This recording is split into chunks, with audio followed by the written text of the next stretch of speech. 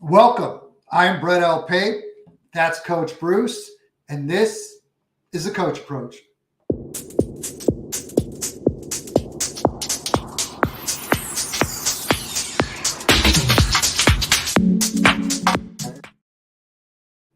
Coach, it's great to see you. It's been a couple months. I saw you back in July. I guess it's not a couple months at the Las Vegas Scott Fish Bowl live draft. Right. I should have put my shirt on. But how you doing? Good to see you. Glad we're back talking football. Good to see you, man. I was hoping you would have your Green Bay Packers Hawaiian themed shirt that you wore at the Circa at the Scott Fish Bowl live draft in Vegas, but you disappointed, man. I thought for sure you'd have the shirt on. But hey, I Yeah, will say, I'm trying. I'm going to try and go at least 20, 25 minutes into the show before my fandom of the Packers comes out. But I don't even know if I will be able to go that far. here's Ryan, what's thank you changed for though coming is in. Let's go. your beard, man. It You is look getting a like little bit longer. Tom Hanks from Castaway, and I had a beard at Vegas, and I've Oh, shaved mine off. And I gotta be honest with you, I want to grow my beard back. I don't like this naked look I got had a going on. little had a little wager with one of my guys in my home league that I wouldn't drink or shave my beard in 2024. So we're 8 months and however many days into it. So I've only got three more months and 2 weeks to go to finish that little bet. So Yeah, it's been a there you fun go. little yeah, here we go. But let's finally let's talk some football. Before we go into exactly what we're going to do tonight, we're going to give our predictions on the division winners. We're going to talk about some storylines, and then we're going to talk about our shows for the season. Typically, we're a fantasy football start-sit show and kind of talk about different situations going into each game each week. But this week, we're going to just focus on the NFL as a fan and talk about what we think is going to happen throughout the year for each team in each division. Thank you, Ryan. I kind of like the beard myself. Top four storylines. Here we go. Let's jump right into this. I felt like I would kind of poke the bear a little bit and ask you this question right off the bat. Dallas Cowboys. You've had Here an we off go. season. Yep. Let's get right into it because if you're not a fan of the Dallas Cowboys, you can't help but be a part of their weekly or daily talk of whatever's going on because it's all you see on the ESPN and NFL Network morning shows. But are we heading towards more blissful years or are we headed towards a rebuild with the Dallas Cowboys? Because I think it's getting closer to being almost rebuild time for them. So, simple answer to this question is if Dak takes him to the playoffs, I don't think Dak's going to sign during the season. I think they've decided that I think Dak is like, hey, if I can get these guys and win a game or two in the playoffs and play well in the playoffs, maybe there's an opportunity for him to come back. But I would not be surprised. Like, here's the reality: if Dak signs, they're not rebuilding, right? If Dak doesn't sign, they're absolutely in full rebuild mode. And every Cowboys fan has been asking for Dak and to move on from him. We're going to be in quarterback purgatory, and it's going to be ugly for quite some time because Trey Lance, I'm telling you, he's young. He's only had so many starts at North Dakota State, only so many reps in the NFL with the injuries. He's not there yet. He's not a guy I think that can lead the star, but I root for him. He's a young guy. He's very talented, but I just think that it's so frustrating, man, just to be a Cowboys fan right now. It's nice because you got 3 seasons in a row. You go 12-5. Every year is our year, and that's what everybody says about Cowboy fans. But I tell you what, it all comes down to Dak. You got to get that guy signed. But if I'm Dak, my prediction is that Dak Prescott, Aaron Rodgers retires at the end of the season. Dak Prescott becomes a New York Jet, gets Garrett Wilson, gets Breece Hall, and everybody in Dallas is going to be clamoring and wondering why in the world did we move on from Dak Prescott. That's my prediction. And I hate to It's say a it, but weird I feel like that's where it's going. I hear you. And I that's kind of why I wanted to ask you this question, because as an outside observer, watching what happened in the playoffs to my Green Bay Packers, and I'm not trying to poke the bear again, but watching how it imploded like that, it almost looked like that the reason Jerry did very little was due to the fact that, hey, I've done all this, that, and that. I've given you this, I've given you that, and you give me the same thing year after year. I'm not opening the pocketbook. You guys have the same thing you had last year going in, minus maybe a running back and Tony Pollard and a couple linemen. That one of them went to the Jets and your Yep. longtime tackle. But I think he's at the point that, man, it's up to you guys. I'll pay you, but you got to show it, and let's see what happens. And if it doesn't happen, I don't think he's going to have much problem letting those guys walk. I think he's at that type of level of frustration. Yeah, I keep waiting for Jamie Johnson to come knocking on the door and say he's got a few years of coaching left, as long as he gets to make personnel decisions. But based on recent comments, first off, we know that's a pipe dream. Secondly, based on the comments Jerry Jones just made about being the best GM in the NFL, basically, and nobody can do it better than he does, we're not going to see that. But yeah, unfortunately, for it's going to be a long season, man. I mean, we'll talk about the division predictions. We'll get a little bit more into the Cowboys, but as of right now, I just don't see an issue. If I'm Dak Prescott, I'm getting a free agency.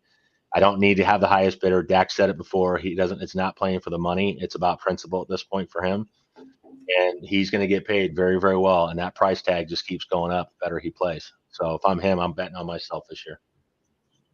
Dak or Micah? Question from Ryan.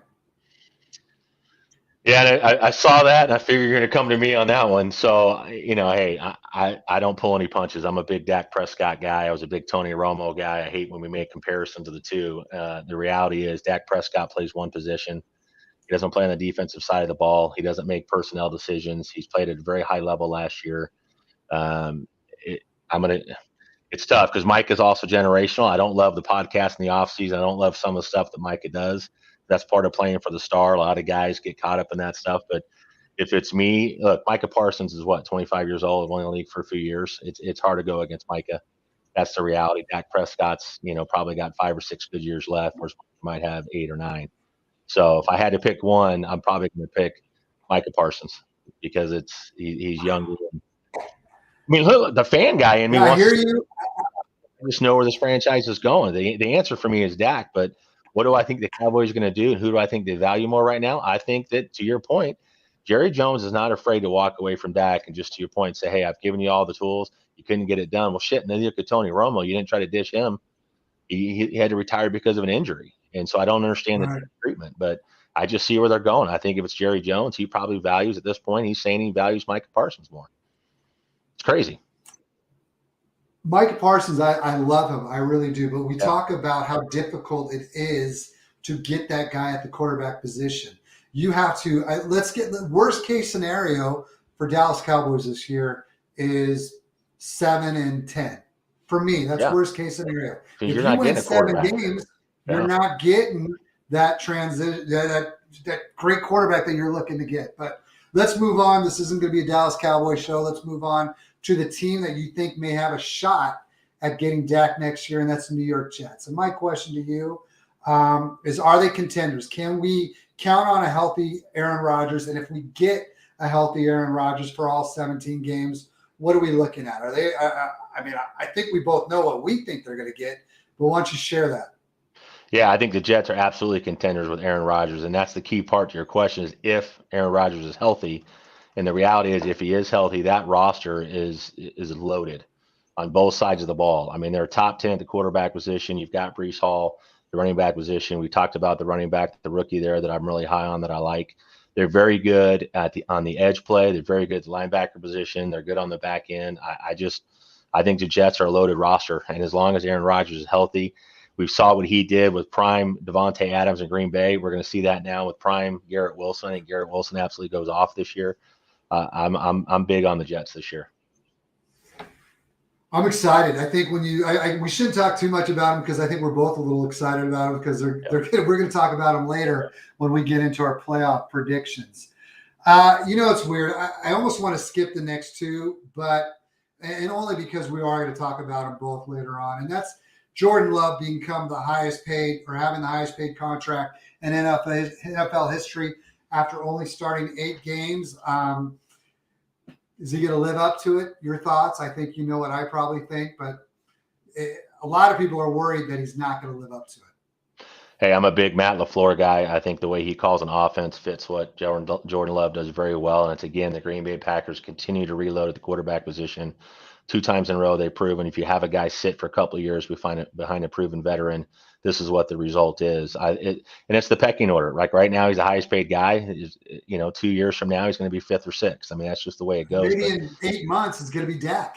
Yeah, right. I mean, but I absolutely think that Jordan Love is worth the price tag, and it's just where he fell in the pecking order. But I'm high on the Green Bay Packers.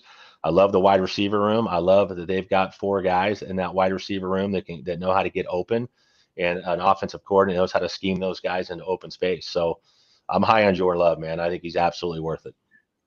All right, we're going to skip our next one because we're going to talk about them at the end. So Yep. let's just get to our last storyline heading to the end of the year, heading into the season, I should say. Jim Harbaugh, he leaves Michigan. He's now the head coach of the Los Angeles Chargers. He didn't take a long time for him to try and put his own footprint, or I should say, print on the organization. Releases or trades Keenan Allen, releases Mike Williams, drafts Joe Altman. A lot of people thought they should try and get a skilled position to fill in the need of the guys they just lost. It's going to be definitely a Jim Harbaugh team going into 2024. Question is it a team that can make the playoffs? Yeah, and I don't think it is. I think he's another year away. I think they need another draft. Unfortunately, the Harbaugh effect to me, just getting Jim Harbaugh in there is worth an extra 2 or 3 wins. I think with him at the helm. I think the issue with them is the roster. If you look at the quarterback room, if something happens to Justin Herbert, Easton Stick is not a very good backup in my opinion. So I've got him ranked 18th at that position. That's not a knock on Justin Herbert. It's saying the quarterback room as a whole. I think your running back room, you're relying on Gus Edwards, J.K. Dobbins, both coming off injuries. We've got to see what that looks like. And then you've got the wide receiver position. You've got Ladd McConkey. Quentin Johnson has not looked good. The reports are not great coming through camp. So I think there's some question marks there. Tight end position. You can go on and down. I don't have any position on the offense as far as the position rooms. They're all ranked outside the top 15. Interior D line, they get no push. I've got them ranked dead last at 32nd at that position group. Linebacker, I've got them at 31. Where they're good is at the edge and on the back end at the safety position. But again, at the corner position, you struggle. I just think there's a lot of holes in Los Angeles that Jim Harbaugh is going to have to figure out how to account for that. And you're playing in a tough division when you're playing with Patrick Mahomes. So I don't see it with the Chargers this year. But I do believe in Jim Harbaugh, and I do believe he gets that franchise going in the right direction here too. I think even year one they're going to be competitive, and maybe whatever competitiveness Oh, for sure. means. Yeah. But yeah, thank you, Ryan. Yes, earlier today they made a trade. They got Tyler Heineke, so they're no longer the Easton Stick number 2. So at least they have someone who's had some NFL experience. Breaking news by Ryan Bindle. I love it, man. This is what happens when I'm working all day. I missed it. Okay. I'll bump them up from 18th to, quarterback room is now 15th.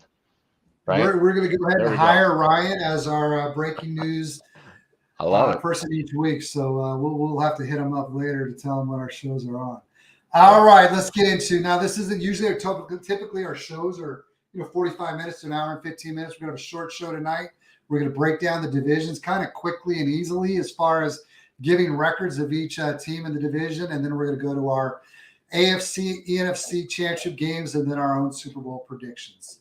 NFC East, we're going to start off with that, and with obviously you being a Dallas Cowboy fan, knowing that you've broken down, you broke down all 32 teams. But why don't you tell us about the NFC East? First of all, let's look at the history of the NFC East. There hasn't been a repeat champion in 20 plus years. That trend continues. Philadelphia Eagles, Bendo will appreciate this as an Eagles fan. I think the Eagles finished 12-5. They could be as good as 13-4. They could be as low as 11-6. I think, in my opinion, that 12-5 is a sweet spot. I think the addition of Saquon Barkley takes a little bit of the pressure off in the run game with Jalen Hurts. I think A.J. Brown, Devontae Smith. I'm not big on the Jahan Dotson trade. He doesn't move up my rankings just because you added Jahan Dotson. He's an improvement over your number 3 there, sure. But you still got Goddard. Barkley catches the ball in the backfield. To me, he's still your 5th option. But I think Kellen Moore and what he can do to scheme guys open. One thing Kellen Moore has always been good at is the passing game, and I think that's going to help out Jalen Hurts. I just think the Eagles still have a very good roster. Even with some of the guys they lost, I think the big thing is Jason Kelce up front at center. But you bring in Cam Jurgens, who's got some experience. I think who was handpicked by Jason Kelce to be the next man up, and I think he does play serviceable. But I do there's a drop down there for sure. But you've still got Mailata at left tackle. You still got Johnson at right tackle. They're still a very good offensive line. So I think Philadelphia 12-5 wins. Cowboys 10-7. Deron Bland out 6 to 8 weeks at the corner position. We just can't get Trevon Diggs and Deron Bland on the field at the same time. Sam Williams, up and coming rookie from last year, showed some promise as the 3rd guy in the rotation on the defensive end. I think that hurts the Cowboys. So I think they're 10-7. Commanders are 8-9. They could be 9-8. I think the Commanders are a sleeper. I think they play well. I think they're competitive this year. They could beat the Cowboys. They could beat the Eagles on any given Sunday.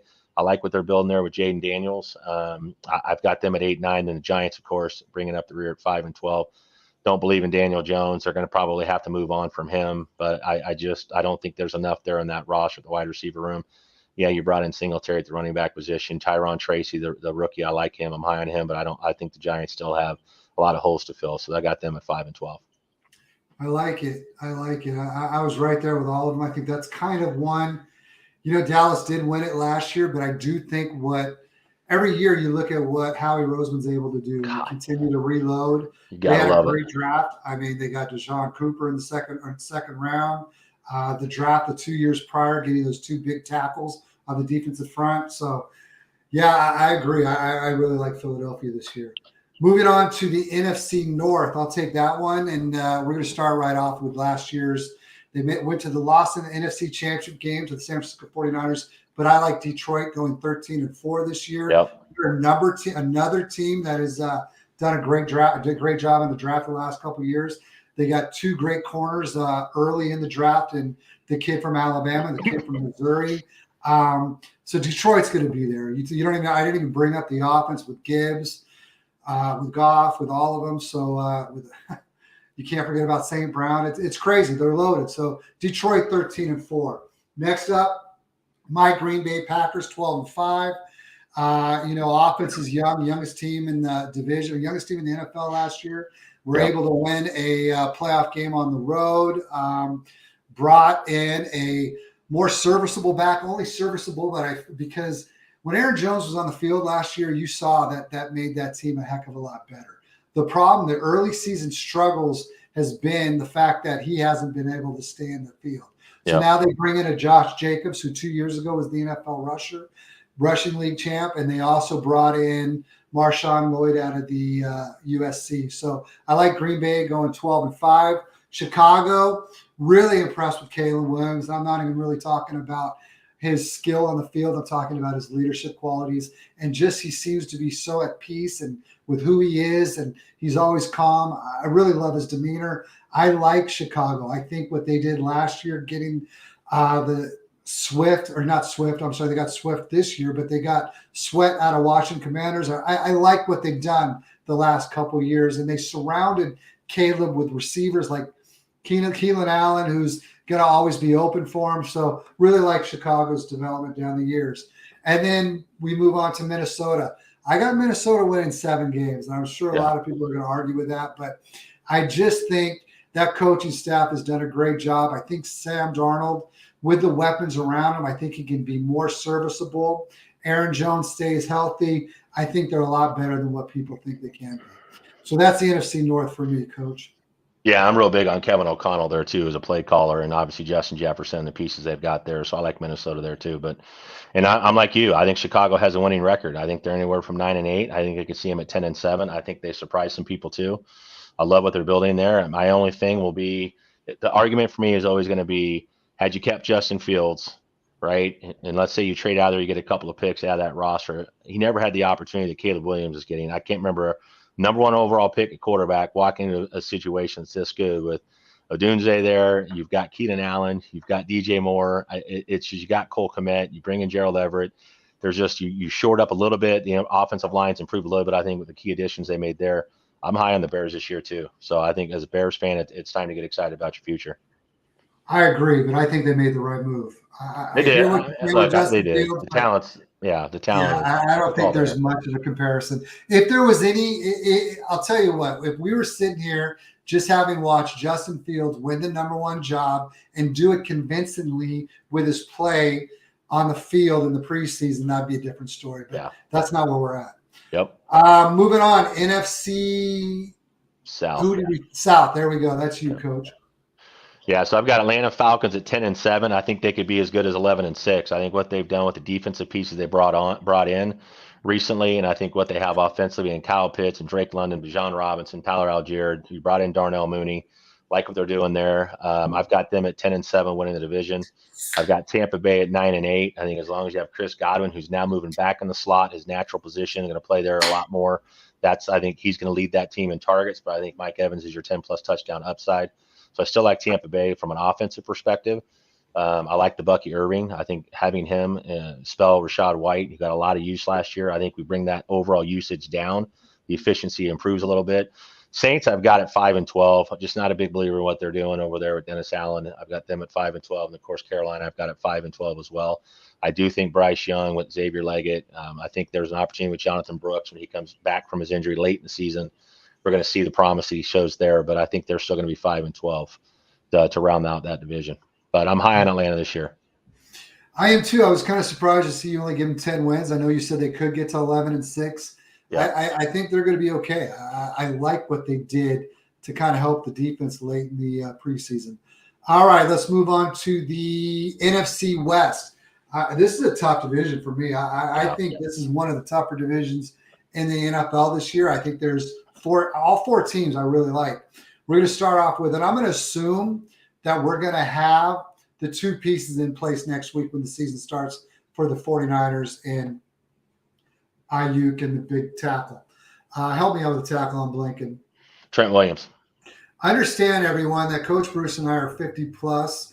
We know what we're talking about, but remembering things on the fly isn't always the strength of us. All right, let's move on. So I'm assuming both guys are in, and with that, I like it. I think that they are at a point where the contracts are starting to catch up to them. Next year, it's going to catch up to them again because they're going to have to do something with Brock. So I got a question for you. Yeah. One quick question on San Francisco. How do you think Brock Purdy does this year? Because we're going to call it a contract year. It is. I think he's going to do fine. I think he's going to be what he was last year. A lot of people were concerned about. I mean, I read a couple things the last couple of days about concerns about him, and I'm not worried about him. I feel like he's got. We talk about the demeanor or the disposition of a Caleb Williams. Yep. I think Brock is very similar. I think things don't stick to him. He doesn't. Nothing bothers him. If he got bothered by what people said, he would never be where he is now. So 100%. I feel very comfortable with Brock Purdy. I agree with you. All right, moving on. Number 2, I really like the Rams this year. Obviously, there's some concerns about what they're going to do on the defensive side of the ball. They lost a linebacker.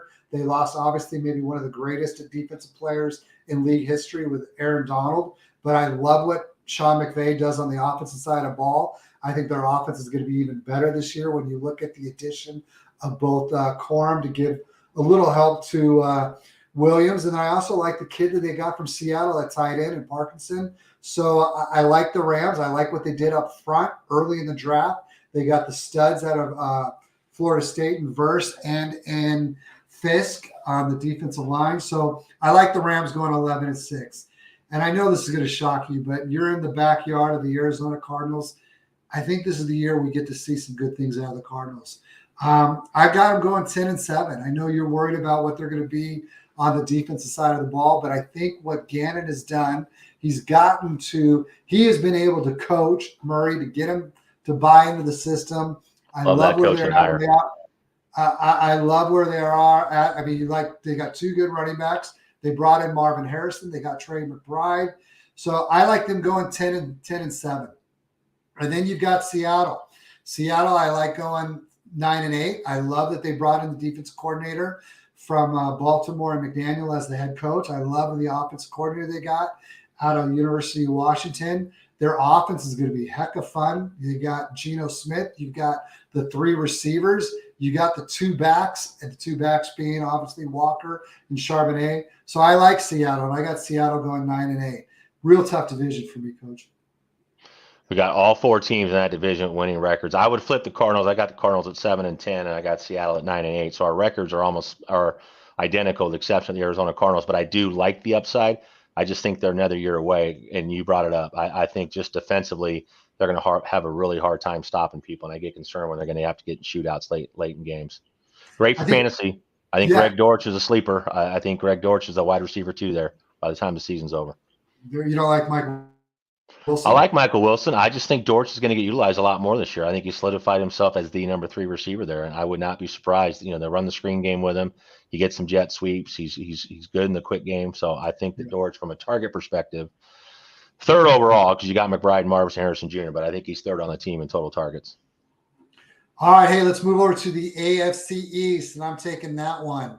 At number 1, we kind of talked about him earlier with the the whole can they be contenders, and I believe they can, and that's the New York Jets going 12-5.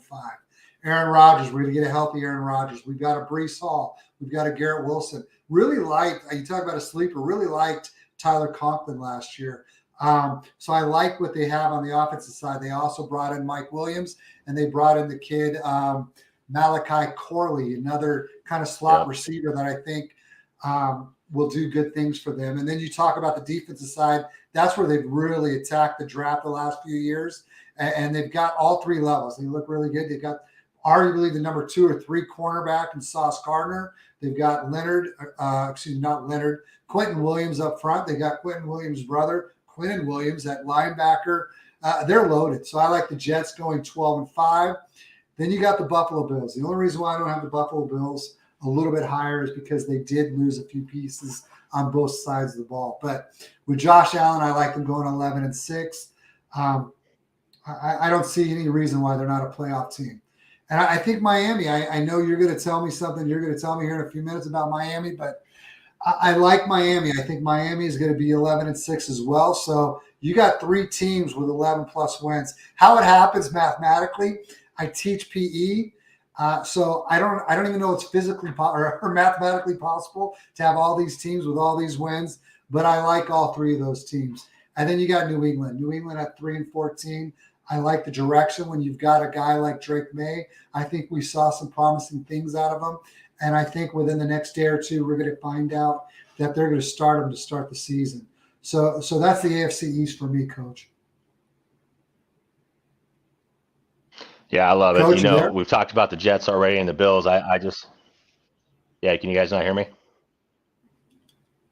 We're good now, Coach. Oh, you got me? Okay. Yeah, I think AFC East, you talked about the Jets. The Bills, I think offensively are loaded. You're bringing Curtis Samuel, and then you've got Khalil Shakir, who I'm high on. I think Dalton Kincaid takes that next step. I love the addition of Keon Coleman. The Dolphins, the issue there is, hey, it's Tua Tagovailoa is going to put numbers up because you got Jalen Waddle, I think, breaks out this year at another level. You got Tyreek Hill. I love that running back room, but it's when you get into the offensive line, the interior defensive line, there are some question marks in Miami. I don't have Miami making the playoffs, and that doesn't mean they don't go 9-8, but I have them not making the playoffs. I think the AFC is deep, and I think you got to play Buffalo in cold weather. You got to play the Jets in cold weather. You got to play New England in cold weather. I just think there's some things this year with Miami that are working against them. Again, love them on the offensive side of the ball, but just not in love with the defensive side of the ball with Miami right now. I definitely can see that, but one of the reasons why you don't see Miami making it is because you sure like the AFC North. Why don't you break that one down for us? Yeah, so I got the Baltimore Ravens at 12-5. I think the addition of Derrick Henry takes some pressure off Lamar Jackson in the run game. It makes that zone read even more dangerous. I think when you've got a guy like Derrick Henry in the backfield, I think the touchdown regression for Lamar Jackson as a rusher might come down a little bit with Derrick Henry. Cincinnati Bengals, I think offensively, I think T. Higgins takes a step this year. I think but Jamar Chase can be the number 1 overall wide receiver this year. Would not be surprised there. I think that Joe Burrow came out in the offseason and said he's going to prove a lot of people wrong. You heard some of the naysayers with the injury last year. I think he has a big season. I got them at 11-6. Cleveland Browns, I've got at 10-7. And what's crazy about Cleveland is I have them as in terms of power rankings. When I ranked all 32 teams in every position group, Cleveland kept coming in as a top 3 roster. The problem is the quarterback play, right? That's where it's at. You got Kevin Stefanski, who's won NFL Coach of the Year twice. I just think Chubb out the start of the season. You have Jerome Ford, and then you have Pierre Strong. Like, you got to bring another running back in. So I have some concerns about Cleveland on the offensive side of the ball a little bit, but defensively, man, they're just loaded. But I got them at 10-7. Then the Steelers, the streak ends. Mike Tomlin's streak of never having a losing record ends this year. I'm not excited about Russell Wilson. We saw what he did his last year or two in Seattle. We saw what he did last year with Denver with one of the best quarterback coaches and offensive play callers in Sean Payton. I have some concerns there. There's some concerns about Justin Fields with the turnovers. I think this is the year that Pittsburgh goes 8-9, and they just miss out on another winning season. I think you might be right on that one, which is going to be weird because what you're talking about is not right. Yeah. Right. All right. Hey, let's move on to the AFC South. This is a division that, man, I like this division. This is a nice, fun, upcoming division. You talk about a division with 4 young quarterbacks in it, so it'll be exciting to watch the next few years. But at number 1, I got the Houston Texans. They bring in Stephon Diggs. They bring in Joe Mixon. And they already had Nico Collins. They already had Tank Dell. I love what they've got going on that side of the ball. And on the defensive side of the ball, they were a lot better later on than most people gave them credit for. So I got Houston going 13-4. Number 2, I got the Jacksonville Jaguars at 11-6. I think this is the year they make the playoffs, and I wouldn't be surprised. Now, they made the playoffs 2 years ago and kind of came back and stunned the Chargers, but last year was kind of a disappointing year for them. So, but I like to see I see them getting back into it this year. And the team that I'm really excited to watch, and that's Jonathan Taylor's Indianapolis Colts, and hooking up with Mr. Richardson. So that's going to be a fun team. I like what they've done on both sides of the ball. Adonis Mitchell is someone who flashed a lot in the preseason, so really excited to see what they've got. And then at number 4, I've got Tennessee at 7-10. We talk about the quarterback position. Levis came in as a second rounder last year, got the starting job, never gave it up. Now it's definitely his team, and it'll be exciting to see what he can do with it. Yeah, I love you got Jacksonville 11-6. Yeah, I love Jacksonville 11. I said I love Jacksonville 11-6. I think Trevor Lawrence has his best year as a pro. I love the Brian Thomas. I love Christian Kirk. I think you saw what Evan Ingram did last year. You got Travis Etienne. Tank Bigsby, I think, gets a little bit more volume this year, but I love what Jacksonville's doing offensively. So I love the fact you got them at 11-6. And the Colts we just got to see Anthony Richardson. Not a whole lot of snaps in college. Last year he had to sit out. I think there's an advantage to getting the knee injury, as bad as that sounds, because he got a chance to sit the rest of the year, get in the film room, really talk to the offensive coordinator, talk to the offensive side of the football, learn a little bit more as a student of the game. That I'm excited to see what Anthony Richardson does this year. And if he stays healthy, there's a lot of things that are going to be fun to watch. I think Jonathan Taylor could lead the NFL in rushing yards this year. All right, let's get your breakdown of the AFC West. So Kansas City Chiefs, 13-4. We talked about them quite a little bit earlier in the show. I just think how Kansas City, every year a team wins the Super Bowl and all these guys chase money and they go somewhere else. Somehow Kansas City finds a way to reload and get better. I think the wide receiver room is deep. I think the wide receiver room now has got some really valuable experience last year with Rashee Rice. You bring in a speed burner like Xavier Worthy, who has killed it during the preseason. Now you bring in Juju Smith-Schuster. You have McCole Hardman, who's the wide receiver 5, but had the winning play last year in the Super Bowl. Chris Jones is back. You got Creed Humphreys, the highest paid center. I just think that Kansas City is on a mission to be the first team in NFL history to go 13-4. And as long as Andy Reid and Patrick Mahomes are leading the charge, there's an opportunity there. Los Angeles Chargers, I've got at 8-9. I could see them. I think Jim Harbaugh, just like we said earlier about another coach, I think he's worth 2 or 3 wins alone, just being the head coach there. I see them at 8-9. Las Vegas Raiders, I've got at 7-10. There's a lot of question marks there, especially at the quarterback position. They got to get that figured out. Devontae Adams, would not be surprised to see a midseason trade with him. And then Denver Broncos, I've got rounded out at 5-12. I'm high on Bo Nix. I think it's a great match with Sean Payton, but they're going to go through some growing pains this year. So I've got them at the bottom at 5-12. I agree. I'm excited about what we're going to see out of Kansas City's offense. You know, a lot of people were concerned about Rashee Rice, well, for a couple of reasons. A, his ability to drive a car. And secondly, is a guy like Xavier Worthy or a guy like Hollywood Brown going to take away from him? And I don't think that he is a more middle of the field kind of worker, while those other guys are, like you said, kind of take the top of the field off. There you go, Coach. We broke down 8 divisions. Well done. Before we jump into our playoff predictions with Super Bowl winner, let's talk about our show and where we're going to go from here. Next week, we're probably not going to be on at all, unfortunately. Coach Bruce will be in North Carolina. So the following week, we're going to have a show on Wednesday. Not really sure on the time, but our Sunday show, that is going to be our big show of the week each week. That is the show where we break down each game. We pick our winners while also talking about start and sits. So that'll be Sunday mornings, 8 a.m. Pacific time. That'll be 2 hours before the start of the season, 2 hours before the kickoff of all games. So that'll be going. Let's get into our Super Bowl winners, Coach. First up, though, how do you think Worthy will do this year? You got a prediction on that? Because I know I do. I think Xavier Worthy is 800-plus yards. I think he's 7+ touchdowns. I think the guy's got an opportunity to be really, really good this year. I don't buy the hype with – I've seen some predictions or some projections with him over 1,000 yards and guys looking at 10 touchdowns. I don't see that. I think he's going to be a guy that He's going to be very, very serviceable. He's going to be a guy that's going to take the top off, but Patrick Mahomes still likes to work underneath and then take his shots out of calculated shots. But I think Xavier Worthy is going to be very good this year.